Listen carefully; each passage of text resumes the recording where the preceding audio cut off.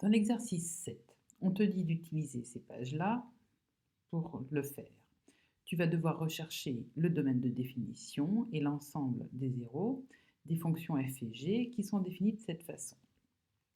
On commence donc par la première question avec la fonction f qui est définie par f de x est égal à radicale de 8x carré moins 3x moins 5.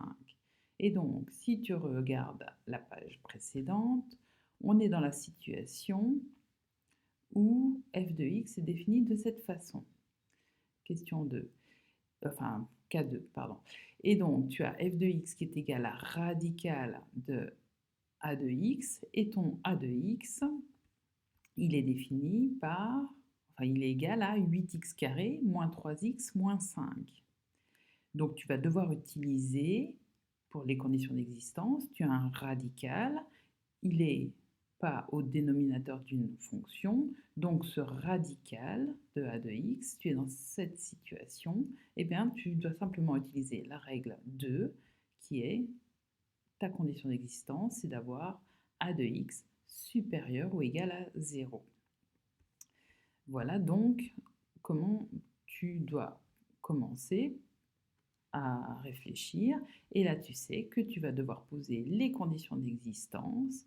Et tes conditions d'existence, eh bien, c'est ce qui est sous le radical, 8x carré moins 3x moins 5, qui doit être supérieur ou égal à 0. Donc voilà comment tu poses ta condition d'existence. Voilà, ce qui est sous le radical doit être supérieur ou égal à 0. Et donc, tu vas devoir faire un tableau de signes. Pour faire ton tableau de signes, tu dois commencer, comme tu l'as vu dans le chapitre sur le second degré, à trouver les racines de ce polynôme du second degré. Tu peux utiliser la méthode avec le discriminant, avec delta, parce que là, tu ne reconnais pas un produit remarquable. Et donc, tu as petit a qui vaut 8, petit b qui vaut moins 3, petit c qui vaut moins 5.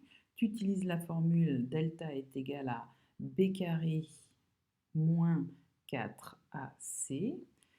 Fais attention, n'oublie pas de mettre les parenthèses. Comme b est égal à moins 3, b carré, c'est moins 3, le tout au carré, donc ça va te donner 9. Et ne fais pas l'erreur souvent, que des élèves font régulièrement, ils oublient de mettre les parenthèses et au lieu de mettre 9 ici, ils écrivent moins 9. Dommage. Et pareil ici, pense bien à mettre tes parenthèses. Là, tu as moins 4AC. Et comme C est négatif, eh bien, ce résultat-là va te donner un nombre positif. Tu obtiens 169. 169, c'est le carré de 13. Ça, c'est important de le connaître aussi.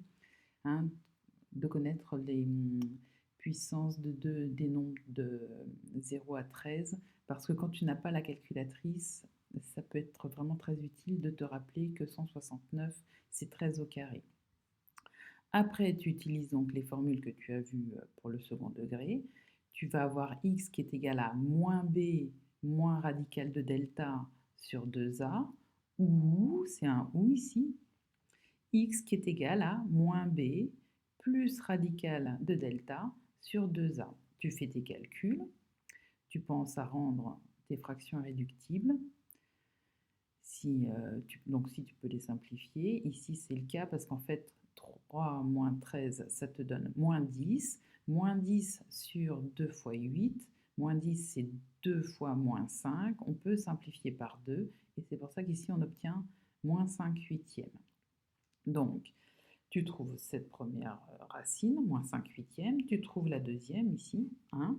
Pense à vérifier, si tu n'as pas la calculatrice, parce que ce genre d'exercice, il faut savoir le faire sans calculatrice.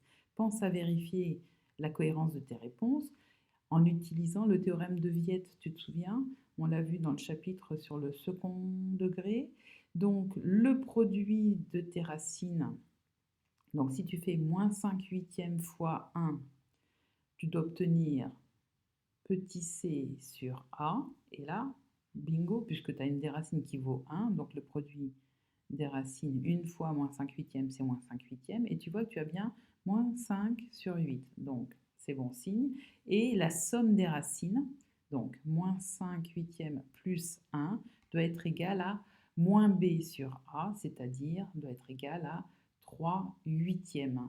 Et si tu fais moins 5 huitièmes plus 1, comme tu dois mettre tes deux fractions au même dénominateur, c'est comme si tu faisais 8 huitièmes moins 5 huitièmes, et 8 moins 5, ça te fait 3. Donc tu retombes bien sur moins b sur a quand tu fais la somme de tes deux racines. Donc tu sais que grâce au théorème de Viette, à la somme et au produit des racines, que tes calculs sont corrects. Il faut vraiment penser à le vérifier quand tu n'as pas la calculatrice. Ça, c'est important.